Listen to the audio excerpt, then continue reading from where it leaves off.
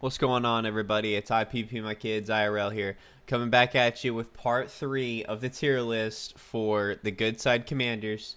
It was so much fun making this, guys, and these are all just our opinions, but on what we've seen so far and kind of how it's divulged. I love reading the comments on regardless if they're good or bad, guys. We love interacting with y'all, and we really appreciate you.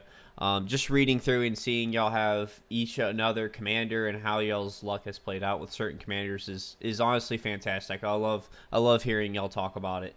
But anyway, though, if you would like to like, comment, subscribe, and I'll leave y'all with part 3 here. All right, though. So let's move on to the golds. My gosh, this is a long video. All right, let's go into Aragorn first. Now, keep in mind, folks, we do not have these guys, okay? And we will never have all of them. Keep that in mind. I mean, you will probably get one by the end of season 2. If I had to take a guess, your random luck will probably kick in and you're going to get one of these guys eventually. So keep that in mind. Percentages are very low Yes. for getting these guys. And I actually drew Fandral, but we'll get to him eventually. But Aragorn, though, I mean, when you look at his kit, these guys are going to be good no matter what. Let's just get that out of the way. Yeah. But it's whenever you compare their accessibility, because we got to go over, that's how we're kind of leveling them. And that's the reason why we're comparing them the way we are is accessibility. So the golds are all going to be pretty good, but how accessible they are and what they do in the process of being accessible as well. So Aragorn, he gets Undreal, which is what makes him really good. And then they get rid of Doomday Chieftain, which is what makes him kind of mediocre, for instance. He gets Elven Blessing, he gets Exorbitance, which Exorbitance is all allied units just do more damage. Strider, it's alright. Strider's alright. I do like it, but on a gold, maybe not as much. King of Men, his last ability is solid. Return of the King might be one of the most ridiculous things. Aragorn just does 75% more for half the battle at the end of it. Yeah, I mean, he's got a little bit of everything, and he's easy S tier for where he's going to be at, and he's a great unit. Yeah. Late game monster. Yeah, would be Faramir tier, but accessibility. Yo, so let's dive into King of the Dead. I gotta laugh because this guy is the most situational guy in all of the game, because he requires something that only Gondor has and everyone on the server currently wants from us, which is the Ghost. Everyone's complaining about them. Just imagine whenever a guy just buffs them. He's either D or he's in Faramir. He's either Frodo and Sam or he's Faramir. He is one of the two. So he's going to sit right there. And to be clear, what we're exactly talking about is when you look at his last ability, Army of the Dead, when you max his last ability out, it is the undead cannot be affected by any skills from friend or foe cast during the battle preparation phase. So just huge. It up. Yeah, all of his abilities huge. Just make he's a debuffer. He helps his team out, and he does just a good amount of skills. He's just really good. I'm gonna put him in B. He's right there in the middle. If you're Gondor and you have King of the Dead, and you have play enough, Gondor next season. Go for it. Yeah. Problem is respect, really. Yeah, but let's go into Gil-Galad. Probably the one who I want the most. Out of all, he is pretty nuts in my opinion, because he just sits there. So I've taken a look at him, and Icicle is what makes him really good. Icicle and Dazzle. So against the enemy commander, you stun them. Icicle, you deal physical damage, and you stun them for 1 round. Kingly Kin, Elves gain the chance to avoid all damage. Now, my problem with this is Elves already have a bunch of avoidance status. So, now he does have Well Prepared, so he does counterattack. Exorbitance, all allied units just do more damage. That's really good. He has White Council, though. and we aren't the biggest fans of White Council. And whenever you go to High King, so your first 2 are going to be what you max. Like, if you are starting out and you get him, and you're not going to have him rank 5, obviously, you're going to be building him up. So he has Kingly Kin, and you're going to be working with Icicle. High King is really good. He gets Chaotic Retreat, which, as we talked about, is really good. He gets Elven Leader. Each round, elves have a chance to follow up. This is what makes him, like, God tier. Because if you think about it, elves, if you have heralds in the front counterattacking, he counterattacks himself. And then you have archers, and then you have bowcav, which would be a pretty standard setup. They're going to be continuously attacking. They're not taking any damage. They're avoiding all damage. They're doing more damage, and then they're stunned. They're stunned for like the first 3 rounds, right? Yeah, they're stunned for like the first 3 rounds. So I'm contemplating Faramir in S tier. He's so good. He really I think what really holds him back is White Council, because High Alert is kind of meh. Champion Light, also very situational, as we've said. And then White Council is semi-good. So, yeah, I think an S tier is really a good place for him. All right, Zach, it's your time to shine. It's Galadriel. Alright, so I pulled Galadriel. I would put her in between S and A. And I think the thing is she's damage or bust. And the unique part about this is that she provides tons of focus damage. And when you look at kind of like her tree and you max Mistress of Magic, it turns your attacks from normal attacks into focus damage. And that kind of opens the gates for a couple different things. And not only that, but her Focus Wrath and her Surge are actually both pretty decent. Basically, it's like dealing more damage, more focus damage multiple times. You get to Inflict Madness. Her bottom tree gives you a little bit of utility with Lady Elorian. You get basically, instead of like raw healing, instead of like heal frequency, you're getting basically heal potency. Like you get percentage of recovery received. So it buffs Parting Gift even more. The only downside of Parting Gift is that it's on round 7. So you're looking at a very late game or a late hit heal that heals you a ton. Yep. So the good thing is you don't have to recover a whole lot afterwards. Purity is always good. I mean, putting 1 point in there gives you almost like a 15% chance of removing a debuff. Yep. The one thing that, as you guys have said, holding her back is White Council. White Council is her middle tree. I'm very torn on it. I don't know how good it is, but she also has High Alert and Champion of Light, similar to Gil-Galad. But Ninya's Guardian, if you can get this, I mean, she is just a focus monster. I mean, I could see her easily doing probably the most focus damage, probably on the good side. Yeah. Magical Barrier is You great. good with A or S? You good with, what do you want?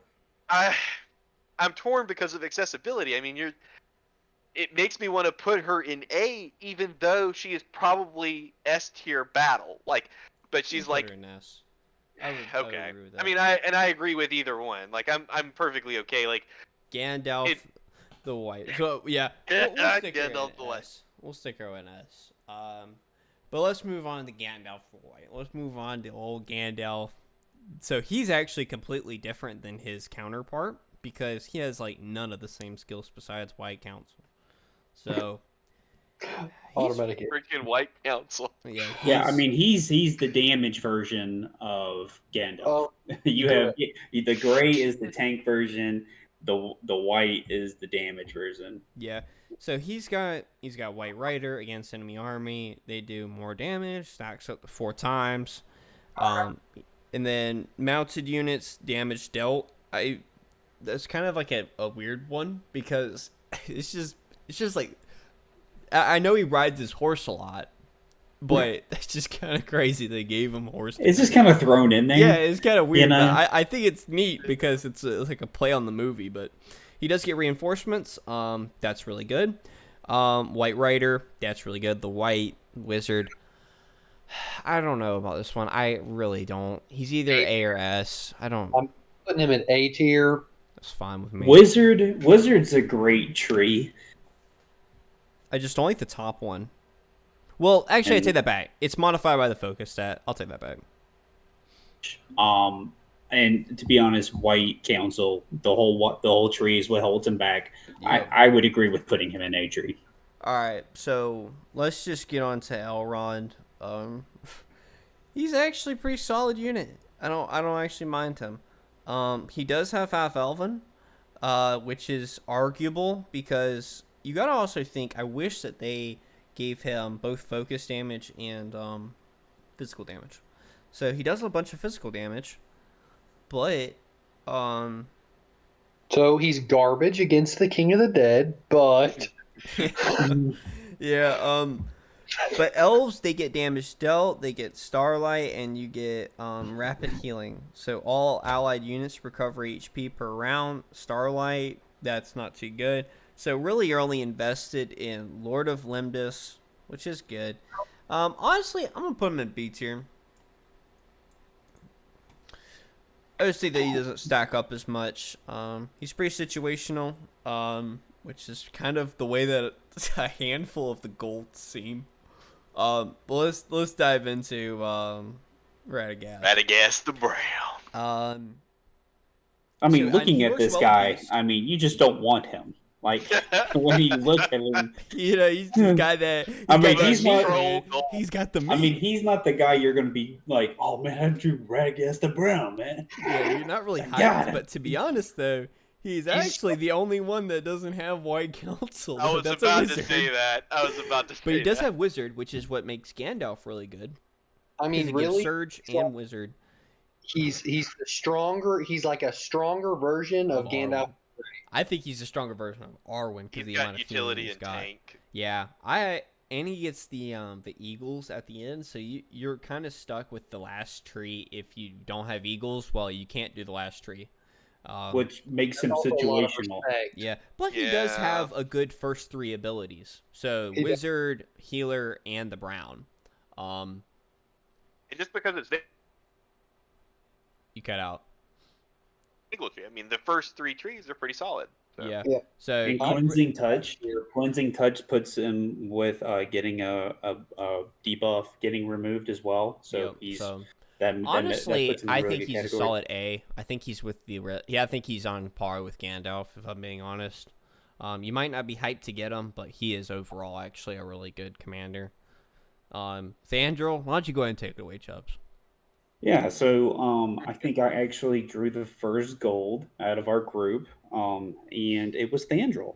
Now, Fandral, when you look at him on paper, he might seem good. He does poison every round. He gets some solid little abilities, but as you start to progress into his trees, like his second and I'm sorry, his third and fourth tree, you got Hair of Greenwood the Great, and then you've got King of the Woodland Realm. Just very lackluster for a gold. He's got Elven Leader, of course, which is okay. But then you have High Alert. High Alert is part of the White Council tree that we've seen in so many others. And King of the Woodland Realm, okay, you've got damage reduction on elves, and then while defending as a max level effect, you've got damage reduction for elves. Again, strictly for elves. Wrath of Mirkwood, first damage dealt plus 2.8% every round. Again, that's just the first instance of damage. And Mirkwood's Vigor does not do as much damage as people might think. It's damage, it's against all enemies, it's poison damage, I get it. But man, he is just extremely lacking on damage. Great Elf is okay, but as we've said, I think Legolas also has Grey Elf. Yeah. So Legolas has the whole Grey Deadeye- Elf tree. Yeah, and so shield training and Deadeye, okay, I get it. He's good with ranged units, but man, he's pretty bad. When you look at all the gold units that we have out,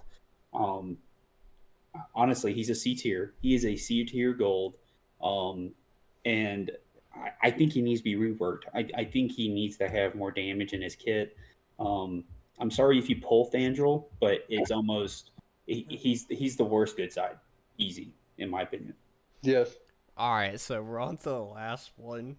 And this guy is almost hilarious because of the amount of damage that this guy he is. If there was like a mountain, this guy destroys the mountain because the amount of sheer damage this guy is able to. This is the Kenpachi Zaraki of Rise This to War. guy, man. I mean, I don't think people realize how literal much damage this guy is going to be able to put out whenever some guy has season 3 draws him. Next thing you know, there's this guy that's running full dwarf Iron Warriors with Dain Ironfoot. You're done. You know, like round 3, you just done. look and it's like half my army is dead. So I think he's fair Meritier. I think he's the best gold, without a doubt. Now, I would say that against the enemy commanders of the bad side, he's going to struggle a bit. Because of the madness. Because with madness happening, he can end up hurting his own team if he doesn't do it right. And that's what you have to be concerned about. So if you pull Dain Ironfoot, I don't know why I'm saying that the other way around, but if you pull Dain, you just gotta watch out for who you go up against, because you might end up killing yourself and the enemy team's gonna have full HP by the end of the battle. So you just gotta watch out for going up against some of the madness commanders of the evil side units. So I mean, if you get Dain Ironfoot, I would focus on his gear having stun resistance and having Madness. Yes, and madness immunity and stun immunity. And let's be real, if you can pulled him within season 1, you probably take a guess, you probably have some stuff to outfit him with. Okay, let's be real. If you pull him, you got some stuff to outfit him with. Let's be honest. Yeah. So if you set him up right with gear wise, he's the best gold. All of the healing in the game couldn't heal what this guy does in damage, because everything does damage, and especially if you build dwarves, he's easily the best dwarven leader. You could go blindfolded and assign skill points to this guy, and you will still see a ridiculous number count on the amount of damage he will do. Like, if you go, it would be funny is you go up and get, like, he does so much damage that the only thing that's going to stop him is like a capital city from running through teams. So you would without a doubt deal the most damage to Dol Guldur without a doubt with this guy leveled up to 50. So, yeah. But yeah, guys, that is our full breakdown. Probably some pretty controversial ones in here.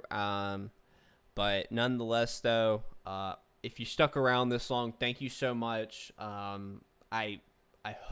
If you stuck around an hour, we appreciate you more than you know. Absolutely. And from all of us here at BGN, this was our 200 subscriber special, guys. I never really thought we would even get this far, but thank you so much for watching. Like, comment, and subscribe. And this is IPP My Kids IRL. Sir Chubulus. Milky Ways. All right, we'll see y'all in the next one.